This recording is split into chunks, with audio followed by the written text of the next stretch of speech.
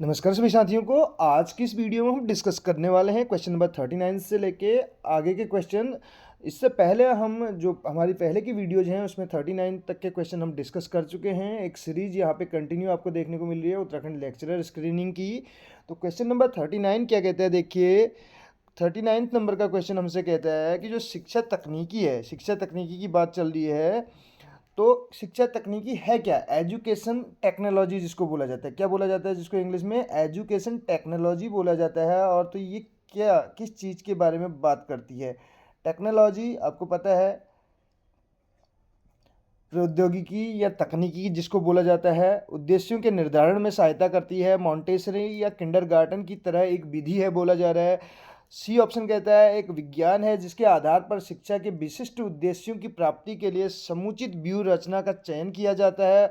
उपयुक्त में से कोई नहीं। ये चार ऑप्शन हमारे पास हैं। इससे पहले की अगर वीडियोज की बात करें तो आयोग जो हमारे हैं, कोठारी आयोग या राधा कृष्णन आयोग या मुदालियर आयोग, इनको हम डिस्कस कर चुके हैं। राष्ट्रीय ज्ञान आयोग से रिलेटेड क्वेश्चन भी हमने डिस्कस किए हुए हैं। प्लेलिस्ट अलग से बनी हुई है, अगर आप इंटरेस्टेड हैं तो वॉच कर सकते हैं आप वीडियोज़ को। इस क्वेश्चन के अगर करेक्ट आंसर की हम बात करें तो इस क्वेश्चन का करेक्ट आंसर हो जाएगा ऑप्शन नंबर सी। शिक्षा तकनीकी क्या है? देखिए शिक्षा तकनीकी एक मतलब जो इफ़ेक्टिव वे है किसका, लर्निंग का बात करें, सीखने या सिखाने की बात करें, ठीक है। तो उसमें क्या कहता है, शिक्षा के जो जो विशिष्ट उद्देश्य हैं, आपने पढ़े होंगे बीएड के दौरान भी जब लेसन प्लान बनाते थे उस टाइम पे एक तो जनरल एम होते हैं, एक स्पेसिफिक, एक ऑब्जेक्टिव जिनको हम बोलते हैं सामान्य उद्देश्य या विशिष्ट उद्देश्य। अब जो विशिष्ट उद्देश्य हैं, जो शिक्षा के जो विशिष्ट उद्देश्य हैं, उनकी प्राप्ति के लिए हम समुचित व्यू रचना करते हैं, ठीक है। स्ट्रेटजी आपने वर्ड सुना होगा, व्यू स्ट्रेटजी, तो वहीं से ये बना है, ठीक है। जब किसी चीज़ को हम करने जाते हैं उससे पहले हम एक रणनीति बनाते हैं, व्यू रचना बोलते हैं जिसको, ठीक है। तो उसका चयन किया जाता है। अब इसमें देखिए शैक्षिक तकनीकी के माध्यम से हम प्रभावपूर्ण जो विधियां हैं तथा जो सिद्धांत हैं उनका ज्ञान ये हमें प्रदान करती है। जो एजुकेशन टेक्नोलॉजी है किसका ज्ञान प्रदान करती है? जो इफ़ेक्टिव जो मेथड्स हैं या जो थियरीज हैं उनका ये हमें नॉलेज प्रोवाइड करती है। इसके अलावा जो हमने जो चीज़ें सीख ली हैं वो कैसे, जो भी चीज़ें हमने सीखी हुई हैं, जो कंटेंट यानी कि जो विषय वस्तु हमने प्राप्त कर रखा है उसको स्थायी करने का, यानी कि उसको कैसे परमानेंट करें, उस पे ये फोकस करती है, उसका अध्ययन हमें कराती है, कहने का मतलब है, ठीक है। शिक्षा के विशिष्ट उद्देश्यों की प्राप्ति के लिए एक समुचित व्यूह रचना का इसमें चयन किया जाता है। और जो सीखने की प्रभावपूर्ण जो विधियां हैं और जो सिद्धांत हैं उनका ये ज्ञान प्रदान करती है। बढ़ेंगे नेक्स्ट क्वेश्चन की ओर। एजुकेशन टेक्नोलॉजी से रिलेटेड भी हमने उत्तराखंड एलटी के जब सिलेबस को कवर किया था तो वहाँ पे भी ये क्वेश्चंस हमने डिस्कस किए हुए हैं, तो आप उन वीडियोज़ को भी वॉच कर सकते हैं। गुणवत्ता आश्वासन क्या है? गुणवत्ता आश्वासन की अगर हम बात करें तो ये क्या है? प्रक्रिया उन्मुख है, उत्पाद उन्मुख, या उत्पादन में गुणवत्तापरक मुद्दों की पहचान करना, या आवश्यकता उन्मुख, या बात करें तो यहाँ पे भीम नहीं प्रक्रिया उन्मुख है। ये क्या है? प्रक्रिया उन्मुख है, ठीक है। थोड़ा सा टाइपिंग मिस्टेक है ये। प्रक्रिया उन्मुख एवं गुणवत्तापरक मुद्दों को रोकना, ये इसका मुख्य उद्देश्य है। कौन सा है पूछा जा रहा है इसमें से, गुणवत्ता आश्वासन क्या है कहने का मतलब, ठीक है। तो गुणवत्ता आश्वासन की बात करें, गुणवत्ता को बोलते हैं क्वालिटी, ठीक है। जब क्वालिटेटिव एजुकेशन की हम बात करें, जब हम क्वालिटी की बात करें तो इसके लिए मेन चीज़ क्या है, हमें किसी भी चीज़ पे क्या करने की ज़रूरत होती है, उसका ऑब्जर्वेशन, उसका निरीक्षण, उस पर निगरानी रखने की कोशिश करनी होती है। तो इसमें जो इस क्वेश्चन का करेक्ट आंसर होगा वो कौन सा होगा, ये पूछा जा रहा है हमसे। इस क्वेश्चन का जो करेक्ट आंसर होगा वो प्रक्रिया उन्मुख और गुणवत्तापरक मुद्दों को रोकना। रोकने की जगह पे हम अगर एक जो है इसका नियरेस्ट वर्ड यूज़ करें तो निगरानी रखना हम बोल सकते हैं। रोकने की जगह हम क्या कर सकते हैं, निगरानी रखना है। इन पे क्या रखना है? निगरानी रखना। जो प्रक्रिया उन्मुख है या फिर गुणवत्तापरक जो हमारे मुद्दे हैं उन पे निगरानी रखना और क्वालिटी को मेंटेन करना। और जो उस दौरान उस जो प्रक्रिया हमारी प्रोसेस में कहीं पे अगर कुछ समस्याएं उत्पन्न हो रही हैं, कुछ दोष उसमें हमें देखने को मिल रहे हैं, दोष डिमेरिट्स देखने को मिल रहे हैं, तो उन पे हम क्या करेंगे, काम करने की कोशिश करेंगे। तब जाके हम जो है एक क्वालिटेटिव जो है एजुकेशन प्रोवाइड कर सकें, अगर एजुकेशन की सेंस में हम बोलें तो, ठीक है। तो गुणवत्ता आश्वासन यही है है कि जो प्रक्रिया उन्मुख है, जो प्रोसेस चल रही है और जो गुणवत्तापूर्वक मुद्दे हैं उन पर क्या करना, निगरानी रखना। और उन उसके दौरान यानी कि जो उस प्रोसेस के दौरान जो भी वहाँ पे समस्याएं उत्पन्न हो रही हैं उनका समाधान वहाँ पे खोजने की हम कोशिश करेंगे, या फिर जो दोष वहाँ पे जो मतलब जो गलतियाँ होने की चांसेस हैं उनको रोकने की कोशिश करेंगे। ठीक है, तो ये इसका ऑप्शन डी हो जाएगा। बढ़ेंगे नेक्स्ट क्वेश्चन की ओर। अगला क्वेश्चन क्या कहता है, देखिए आप भी अपना स्कोर जरूर बताएगा कि आपने कितना स्कोर गेन किया। अगला देखिए, नियंत्रण एवं नियुक्तियां क्षेत्र निम्न के अंतर्गत आता है। जब कंट्रोलिंग की बात चले, जब अपॉइंटमेंट्स की बात चले, अब एक स्कूल की अगर हम बात करें तो एक स्कूल में अगर बात करें जो पूरा नियंत्रण होता है, ठीक है, जो वहाँ पे जो भी रूल्स रेगुलेशंस चलाए जाते हैं या फिर जो नई नियुक्तियाँ होती हैं तो वो किस क्षेत्र नियुक्तियाँ क्षेत्र जो है किसके अंतर्गत आता है, तो प्रबंधन के अंतर्गत आता है, प्रशासन के अंतर्गत आता है, संगठन के या नियोजन के। चार ऑप्शन हमारे पास है, हमें करेक्ट आंसर बताना है इसका कि जो नियंत्रण और नियुक्तियां हैं वो किसके अंतर्गत आती हैं, तो ये आती हैं मैनेजमेंट के अंतर्गत। किसके अंतर्गत आती हैं, मैनेजमेंट यानी कि प्रबंधन के अंतर्गत आता है। ठीक है, मैनेजमेंट करके आपने प्रबंधन पढ़ा होगा, तो मैनेजमेंट के तहत ही ये चीज़ें आती हैं। नियंत्रण और नियुक्तियों की बात अगर हम बात करें तो किसके अंतर्गत आ जाएंगी, ये प्रबंधन के अंतर्गत ये चीज़ें आएंगी। बढ़ेंगे अगले क्वेश्चन की ओर। अगला क्वेश्चन देखिए क्या कहते हैं, 42वां क्वेश्चन जो है हमारा, ये कह रहा है कि प्रशासन के क्षेत्र में नौकरशाही परख यानी कि ब्यूरोक्रेटिक उपागम का आरंभ किसने किया। जो प्रशासन के क्षेत्र में अगर एडमिनिस्ट्रेशन के फील्ड में अगर बात की करें तो नौकरशाही जो उपागम था उसका आरंभ किसने किया था। F.W. टेलर ने, एम वेबर ने, या मैरी पार्कर ने, या एल्टन मेयो ने। चार ऑप्शन हमारे पास हैं, हमें बताना है। एम वेबर का मतलब है मैक्स वेबर, तो इसका जो करेक्ट आंसर भी है वो ऑप्शन नंबर बी है, मैक्स वेबर ही इसका करेक्ट आंसर है। तो मैक्स वेबर अगर उसमें बात करें तो प्रशासन में इन्होंने नौकरशाही उपागम का आरंभ मैक्स वेबर ने ही किया था, और तीन प्रकार से किया था इन्होंने। तीन प्रकार के संगठन इसमें दिए थे, एक चैरिटी जैसे बोलते हैं ना, चैरिज्मेटिक करके बोलते हैं, दूसरा पारंपरिक ट्रेडिशनल जिसको हम बोल देंगे, तीसरा ब्यूरोक्रेटिक। तीन टाइप से बोला था, एक तो चैरिज्मेटिक, ठीक है, चैरिज्मेटिक, ठीक, और दूसरा ट्रेडिशनल हमने बोला, ट्रेडिशनल परंपरागत जिसको बोलते हैं, और तीसरे नंबर का हमारा क्या हो जाएगा, तीसरे नंबर का हो जाएगा ब्यूरोक्रेटिक। ठीक है, ब्यूरोक्रेटिक।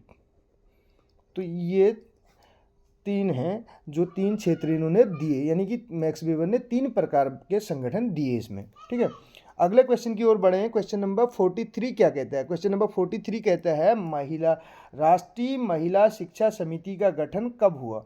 तो राष्ट्रीय महिला जो शिक्षा समिति है उसका गठन कब हुआ ये पूछा जा रहा है। 1961, 1951, 1958 और 1964। चार ऑप्शन हमारे पास हैं, हमें करेक्ट आंसर इस क्वेश्चन का बताना है। क्वेश्चन नंबर 43 की अगर बात की जाए तो राष्ट्रीय महिला शिक्षा समिति इसका गठन कब हुआ, तो हमारे पास चार ऑप्शन हैं इसके, और करेक्ट आंसर जो है 1958 है। और 1958 को हम कैसे याद कर सकते हैं, 1958 में जितने भी हमारे साथी इंग्लिश लिटरेचर वाले हैं तो उनको तो ये जो सन है ये पूरा अच्छे से याद होगा। यहाँ पे द गाइड का पब्लिकेशन हुआ था जो कि R.K. नारायण के द्वारा लिखा गया था, जिसके लिए जो है साहित्य अकेडमी भी मिला था उनको 1960 में। ठीक है, तो 1958 में राष्ट्रीय महिला शिक्षा समिति का गठन हुआ, और इसकी जो अगर बात करें जो इसकी अध्यक्षता की थी वो किसने की थी, श्रीमती दुर्गाबाई देशमुख ने इसकी अध्यक्षता की थी। ठीक है, इसके अध्यक्ष की अगर बात की जाए, इसकी अध्यक्षता किसने की थी, ठीक है, इसकी अध्यक्षता की थी श्रीमती दुर्गाबाई देशमुख। किसने की थी, श्रीमती दुर्गाबाई देशमुख ने की थी, श्रीमती दुर्गाबाई देशमुख, ये नाम आपको याद रखना है। और इनके नाम पे ही इसको देशमुख समिति के नाम से भी जाना जाता है। किस नाम से जाना जाता है, इसी समिति को देशमुख समिति के नाम से भी जाना जाता है। तो क्वेश्चन ऐसे भी बन सकता है कि कौन सी समिति को जो है देशमुख समिति के नाम से जाना जाता है, राष्ट्रीय महिला शिक्षा समिति, या राष्ट्रीय महिला शिक्षा समिति का गठन कब हुआ, 1958 में। तो इस टाइप से क्वेश्चन बन सकता है। ठीक है, और ये क्यों बना था, महिला शिक्षा की जो विभिन्न प्रकार की जो समस्याएं थी उनके समाधान हेतु इस जो है समिति का गठन किया गया था। ठीक, बढ़ेंगे नेक्स्ट क्वेश्चन की ओर। अगला क्वेश्चन क्या कहता है, 44 नंबर का क्वेश्चन है आपके सामने। भारतीय संविधान में कौन सा संशोधन जो है शिक्षा को समवर्ती सूची में लाया, यानी कि कौन से संशोधन के तहत जो है शिक्षा को समवर्ती सूची में लाया गया। संशोधन को इंग्लिश में बोलते हैं अमेंडमेंट। और अमेंडमेंट क्यों होता है, ठीक है, अमेंडमेंट क्यों होता है, जब किसी चीज़ में हमें क्या देखने को मिलती हैं, कुछ खामियां या कुछ चीज़ें जो है सही नहीं होती हैं, तो उसमें चेंजेस जो लाए जाते हैं उसको ही संशोधन बोला जाता है। और संशोधन हुआ था 42वां संविधान संशोधन, आपने पढ़ा होगा। क्वेश्चन नंबर अगर इसकी बात करें हम 44 की, तो इसका करेक्ट आंसर क्या हो जाएगा, ऑप्शन नंबर बी इसका करेक्ट आंसर होगा। और 42वां संविधान संशोधन जो है इसको क्या कहा जाता है, इसको भारतीय अगर संविधान की बात करें तो इसको लघु संविधान की संज्ञा भी दी जाती है। किसकी संज्ञा दी जाती है, लघु संविधान की संज्ञा दी जाती है। अब संविधान क्या है, संविधान के बारे में हम किसी दूसरी वीडियो में डिस्कस करेंगे। संविधान दो शब्दों से मिलकर बना है, सम और विधान। सम का मतलब होता है योग और विधान का मतलब होता है कानून, यानी कि कानूनों का योग या संग्रह जिसको हम बोल सकते हैं, ठीक है। और भारतीय संविधान में जो है ये अमेंडमेंट आपको जो देखने को मिल रहा है, संशोधन, ये कहीं ना कहीं हमारे संविधान की जो विशेषता है लचीलापन उसको दर्शाता है। भारतीय संविधान कठोर के साथ साथ लचीलेपन का भी इसमें मिश्रण हमें देखने को मिलता है। अभी वर्तमान में बात करें तो 448 जो है इसमें आर्टिकल हैं। आर्टिकल कितने हैं इसमें, 448 आर्टिकल हैं, अनुच्छेद जिनको हम बोलते हैं, ठीक है। और 25 भाग देखने को मिलेंगे आपको, ठीक है। भाग अभी कितने हैं, पार्ट की अगर बात की जाए 25 हैं। और अनुसूचियों की बात की जाए, ठीक है, लिस्ट की बात की जाए तो अनुसूचियां कितनी हैं, 12 हैं। लेकिन जब संविधान बना था उस टाइम पे 8 अनुसूचियां, 22 भाग और 395 अनुच्छेद थे। कितने थे, 395 अनुच्छेद और 22 भाग और 8 अनुसूचियां थी, ठीक है। और 42वां संविधान संशोधन लघु संविधान क्यों कहा जाता है, इसी संविधान संशोधन के तहत मौलिक कर्तव्यों को भी जोड़ा गया, जो फंडामेंटल ड्यूटीज हैं उनको भी जोड़ा गया, ठीक है। तो ये 42वां संविधान संशोधन, इसके तहत धर्मनिरपेक्ष, पंथ निरपेक्ष, इस टाइप के शब्दों को भी जोड़ा गया। और ये कब हुआ था 42वां संविधान संशोधन, 1976 में हुआ था, 1976 में हुआ था। अब जब बात करें शिक्षा को, इसके द्वारा जो है समवर्ती सूची में लाया गया। अब जब सूचियों की बात करें तो 3 प्रकार की सूचियां होती हैं। एक तो होती है संघ सूची, एक होती है संघ सूची, दूसरा होता है राज्य सूची और तीसरा होता है जो है समवर्ती सूची, ठीक है। अभी ये समवर्ती सूची का विषय है शिक्षा, तो इससे पहले किसका विषय था ये, तो इससे पहले जो है किसका विषय था ये आपको बताना है। अभी जो है जो शिक्षा है समवर्ती सूची का विषय है, तो इससे पहले शुरू में किस सूची का विषय था ये आपको बताना है। किस सूची में कितने विषय हैं इनके बारे में भी हम डिस्कस कर चुके हैं, लेकिन एक वीडियो हम जल्दी ही यहाँ पे संविधान से रिलेटेड लेके आएंगे जिसमें सारे पॉइंट्स को हम वहाँ पे सिस्टमेटिकली जो है डिस्कस करेंगे। इससे पहले भी वन लाइनर्स भी हमने प्रोवाइड कर रखे हैं। वन लाइनर्स किससे रिलेटेड, कोठारी आयोग से रिलेटेड हमने वन लाइनर्स भी प्रोवाइड कर रखे हैं, जिसमें 10 से 15 पॉइंट डिस्कस कर रखे हैं जो कि एग्जाम में वहीं से क्वेश्चन बनते हैं। आज तक के अगर आप PYQs को देखेंगे तो उन्हीं पॉइंट से रिलेटेड आपको क्वेश्चंस देखने को मिलेंगे। बढ़ेंगे नेक्स्ट क्वेश्चन की ओर। अगला क्वेश्चन देखिए, अगला क्वेश्चन क्या है, अगला क्वेश्चन क्या कहता है। क्वेश्चन ऐसे भी बन जाता है कभी कभार, संविधान की बात करें तो भारतीय संविधान की हृदय और आत्मा कौन से अनुच्छेद को कहा जाता है, इस टाइप से भी बन सकता है। या भारतीय संविधान की जो है आत्मा के नाम से किसको जाना जाता है, या भारतीय संविधान की कुंजी के नाम से किसको जाना जाता है। ये क्वेश्चंस हैं जो संविधान से रिलेटेड आपको देखने को मिलते हैं आज तक जितने भी कॉम्पिटिटिव एग्जाम्स हो रखे हैं उनमें। अगला क्वेश्चन अगर बात करें, या शिक्षा से संबंधित आर्टिकल पूछ लिया जाता है, ठीक। शैक्षिक अवसरों की समानता के लिए किस आयोग ने जो है शैक्षिक अवसरों की समानता, अगर इक्वलिटी की बात करें तो कौन सा आयोग था जब शिक्षा के अवसरों की, जब हम बात करें जो अपॉर्चुनिटीज़ हैं, इक्वल अपॉर्चुनिटीज़, यानी कि जो एजुकेशनल अपॉर्चुनिटीज़ मिलती हैं वो इक्वल हों, इसकी बात कौन सा जो है हमारा कमीशन करता है। ये शिक्षा आयोग की बात चल रही है यहाँ पे। कौन सा आयोग इसके बारे में बात करता है, माध्यमिक शिक्षा आयोग, यानी कि जिसको मुदालियर आयोग बोलते हैं 1952, या राष्ट्रीय शिक्षा आयोग जिसको कोठारी आयोग बोलते हैं 1964 to 66 करके आपको देखने को मिल जाएगा, राधा कृष्णन आयोग 1948, या फिर राष्ट्रीय शिक्षा नीति 1986। तो इनमें से कौन जो है शैक्षिक अवसरों की समानता के बारे में बात करता है, तो ये कौन सा आयोग है, ये है राष्ट्रीय शिक्षा आयोग, जिसको कोठारी आयोग के नाम से भी जाना जाता है। राष्ट्रीय शिक्षा आयोग को किस नाम से जाना जाता है, कोठारी आयोग के नाम से जाना जाता है। इसके अध्यक्ष दौलत सिंह कोठारी जी थे, जो कि उस टाइम पे तत्कालीन जो है यूजीसी के चेयरमैन भी थे, ठीक है। और त्रिभाषा सूत्र इस आयोग ने दे रखा है। और इसके अलावा 10+2+3 जो एजुकेशन पॉलिसी है उसका सुझाव भी इसने दिया था। और राष्ट्रीय जो एक शिक्षा नीति की बात करें, राष्ट्रीय शिक्षा नीति होनी चाहिए, इसका सुझाव भी इसी जो है कोठारी आयोग के द्वारा दिया गया था। तो और अगर बात करें इसकी, ये जो है संपूर्ण शिक्षा पे बनने वाला भारत का पहला जो है शिक्षा आयोग था। संपूर्ण शिक्षा की बात चल रही है। और ये जो है उच्च शिक्षा पर बनने वाला स्वतंत्र भारत का पहला आयोग। उच्च शिक्षा की बात चले या स्वतंत्र भारत के प्रथम शिक्षा आयोग की बात करें तो राधाकृष्णन आयोग होगा। लेकिन स्वतंत्र भारत में अगर सर्व शिक्षा पे बात करें, प्राथमिक, माध्यमिक या उच्च, तो उसमें राष्ट्रीय जो है शिक्षा आयोग, जिसको शिक्षा आयोग के नाम से भी जाना जाता है, यानी कि कोठारी आयोग, ठीक। इसके अध्यक्ष आपको हमने ऑलरेडी बता दिया, लक्ष्मण स्वामी मुदालियर जी थे। ये राधाकृष्णन जी, जो कि जिनके जन्मदिन पर जो है 5 सितंबर की अगर बात करें तो शिक्षक दिवस मनाया जाता है। और ये जो है प्रथम जो है फर्स्ट जो है वाइस प्रेसिडेंट और सेकंड जो हैं प्रेसिडेंट रही, ठीक है। और इनके ही जन्मदिन पे जो है शिक्षक दिवस मनाया जाता है भारत में।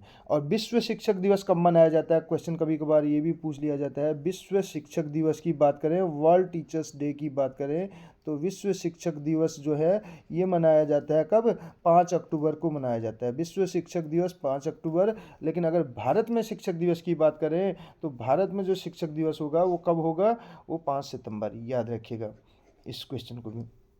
बढ़ेंगे नेक्स्ट क्वेश्चन की ओर। अगला क्वेश्चन क्या कहता है, मुंबई में प्रार्थना समाज, सॉरी प्रार्थना बोल रहा हूँ मैं बार बार, प्रार्थना समाज की स्थापना जो है किस वर्ष हुई थी। प्रार्थना समाज की स्थापना किस वर्ष हुई थी मुंबई में, तो 1893 में, 1558 में, 1764 में या 1867 में। इन ऑप्शन की अगर हम बात करें तो 1893 में आपको पता है शिकागो धर्म सम्मेलन हुआ था। 1558 की बात करें इंग्लिश लिटरेचर के पॉइंट ऑफ व्यू से, तो यहाँ से हमारी एलिजाबेथन एज स्टार्ट होती है। शेक्सपियरन एज की बात करें तो 1558 से लेकर 1603 तक, ठीक है। 1764 में बक्सर का युद्ध हुआ था, आपने सुना होगा। और 1867 की जगह हम अगर बात करें 1867, तो इसका 67 इसका करेक्ट आंसर है इस क्वेश्चन का। तो ऑप्शन नंबर डी जो है इसका करेक्ट आंसर हो जाएगा। प्रार्थना समाज की अगर हम बात करें तो ये जो है इसकी स्थापना कब हुई थी, 1867 में हुई थी। बढ़ेंगे नेक्स्ट क्वेश्चन की ओर। उससे पहले अगर बात करें तो हम इससे पहले वाले में हमने बात की थी, जो शिक्षा के बारे में हम बात कर रहे थे, इसमें एक पॉइंट में यहाँ पे बताना थोड़ा सा भूल गया। तो इसमें हमने जो है शैक्षिक अवसरों की समानता की अगर बात करें तो कोठारी आयोग तो था। कॉमन स्कूल सिस्टम की हमने बात की थी जब वन लाइनर्स में भी हम बात कर रहे थे, तो उसी पे बेस्ड है ये कॉमन स्कूल सिस्टम, ठीक है। कॉमन स्कूल सिस्टम्स की इसने बात की थी, ठीक है। नेक्स्ट हम बात करें 1867 की हम बात कर रहे थे। यहाँ पे जो है प्रार्थना समाज की स्थापना हुई थी। और प्रार्थना समाज की स्थापना जो है किससे प्रभावित होकर की थी, केशव चंद्र सेन जी की प्रेरणा से किसने की थी प्रार्थना समाज की स्थापना, तो ये की थी आत्माराम पांडुरंग ने। आत्माराम पांडुरंग, ठीक है।